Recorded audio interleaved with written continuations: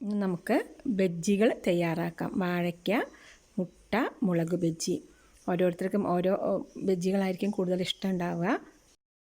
ഇതിപ്പോൾ എല്ലാത്തിനും ഒരു ബാറ്ററാണല്ലോ. ആദ്യം നമുക്ക് മുളക് ബജ്ജി തയ്യാറാക്കാനായിട്ട് മുളക് ഒരു നടുവിലൂടെ നമുക്ക് ഒന്ന് കീറിയെടുക്കാം. അതിൻ്റെ ഉള്ളിലുള്ള അരി മാറ്റിയെടുക്കാം. അരി മാറ്റിക്കളഞ്ഞാൽ പിന്നെ അതിൻ്റെ എരിവ് ഉണ്ടാവില്ല. ഇനിയിപ്പോൾ എരിവ് വേണമെന്നുള്ളതൊക്കെ നിർത്താം. ഞാനത് മാറ്റുന്നുണ്ട്. ഇതിൻ്റെ ആ അരി അല്ലെങ്കിൽ ആ കുരുക്കൾ മാറ്റിക്കഴിഞ്ഞാൽ പിന്നെ നമുക്കത് വാഴയ്ക്ക ബജ്ജിയൊക്കെ കഴിക്കുന്ന അതേ തന്നെ എരിവൊന്നും ഫീൽ ചെയ്യില്ലല്ലോ. അപ്പോൾ കുട്ടികൾക്കൊക്കെ കഴിക്കാനും പറ്റും. ഇതുപോലെ മുഴുവനും കളഞ്ഞു മാറ്റാം. മുളക് റെഡിയായിട്ടുണ്ട്. വാഴയ്ക്ക റെഡിയാക്കാം. വാഴയ്ക്കയുടെ പുറംതൊലി ആദ്യം നമുക്ക് കളയണം.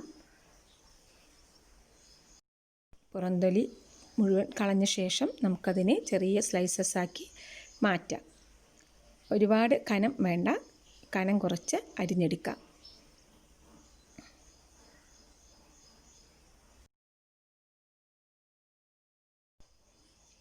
അത് കനം കുറച്ച് അരിഞ്ഞെടുത്തിട്ടുണ്ട്. നമുക്കിതിലെ ആ നനവ് മാറാനായിട്ട് ഒരു ടിഷ്യൂ പേപ്പറിൽ വെച്ച് കൊടുക്കാം. അതിലെ ജലാംശമൊക്കെ പോയി കിട്ടാൻ വേണ്ടിയിട്ടാണ്. നല്ലൊരു കോട്ടൺ തുണി ഉപയോഗിച്ച് ഒന്ന് തുടച്ചെടുത്താലും മതി. അതങ്ങനെ ഇരിക്കട്ടെ. ഇനി നമുക്ക് മുട്ട തയ്യാറാക്കാം. ആദ്യം മുട്ട നമുക്ക് പുഴുക്കിയെടുക്കണം. അതിനുശേഷം അതിൻ്റെ പുറന്തോട് കളഞ്ഞെടുക്കാം. അതിനുശേഷം നമുക്കത് രണ്ടാക്കി മുറിക്കാം. വാഴയ്ക്ക, മുട്ട, അതുപോലെ തന്നെ മുളകൊക്കെ നിങ്ങളുടെ ആവശ്യത്തിനുള്ള അളവിനനുസരിച്ച് എടുക്കാം. ഇവിടെ ഞാൻ 3 മുട്ടയാണ് എടുത്തിരിക്കുന്നത്. അതിലേക്ക് നമുക്ക് അല്പം കുരുമുളക് പൊടി ഇട്ട് കൊടുക്കാം. നമുക്ക് ഇതിനാവശ്യമായ ബാറ്റർ തയ്യാറാക്കാം. അതിനാവശ്യമായ സാധനങ്ങൾ: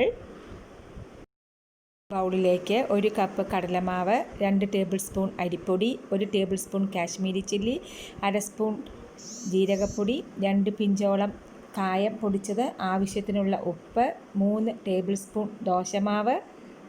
ഇതെല്ലാം കൂടെ നമുക്ക് നല്ല പോലെ ആദ്യം ഒന്ന് മിക്സ് ചെയ്ത് കൊടുക്കാം. അതിനുശേഷം അല്പാൽപമായി വെള്ളമൊഴിച്ച് ബാറ്റർ കട്ടയില്ലാതെ നമുക്ക് മിക്സ് ചെയ്തെടുക്കണം. ഒരുപാട് കട്ടിയാവാനും പാടില്ല, എന്നാൽ ഒരുപാട് വെള്ളം പോലെ ആവാനും പാടില്ല. നല്ലപോലെ മിക്സ് ചെയ്ത് കൊടുത്തിട്ടുണ്ട്. ഇനി ഇതിലേക്ക് നമുക്ക് 1 സ്പൂൺ നെയ്യ് ചേർത്ത് കൊടുക്കാം.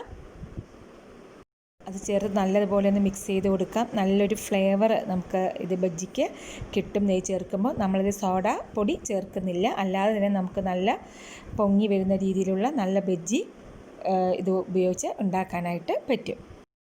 ബാറ്റർ തയ്യാറായിട്ടുണ്ട്. ഈ കൺസിസ്റ്റൻസി മതി. നമുക്കിനി സ്റ്റൗവിൽ ചീനച്ചട്ടിയിൽ എണ്ണ ഒഴിച്ച് കൊടുക്കാം. അത് നല്ലപോലെ ചൂടാവട്ടെ. ഞാൻ ആദ്യം മുളകാണ് ഇതിലേക്ക് മുക്കിയെടുക്കുന്നത്.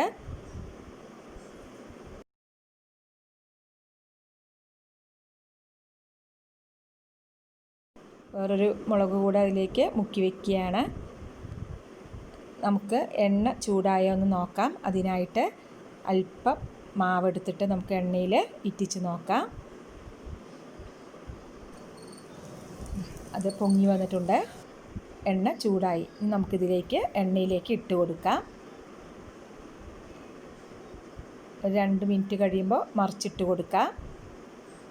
ആയിട്ടുണ്ട്. നമുക്ക് കോരി മാറ്റാം. ഇതുപോലെ മുഴുവൻ മുളകും നമുക്ക് ഉണ്ടാക്കിയെടുക്കാം. ഇതേ ബാറ്ററിലേക്ക് നമുക്ക് വാഴയ്ക്ക മുക്കി പൊരിച്ചെടുക്കാം.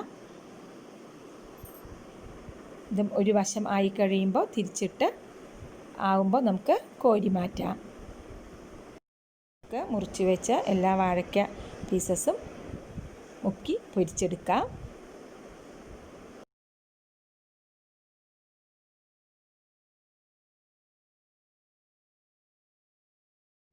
നമുക്ക് മുട്ട ബജ്ജി ചെയ്യാം. മുട്ടയും അതുപോലെ ബാറ്ററിൽ മുക്കി ഓരോന്നായി അതിലേക്ക് ഇട്ട് കൊടുക്കാം.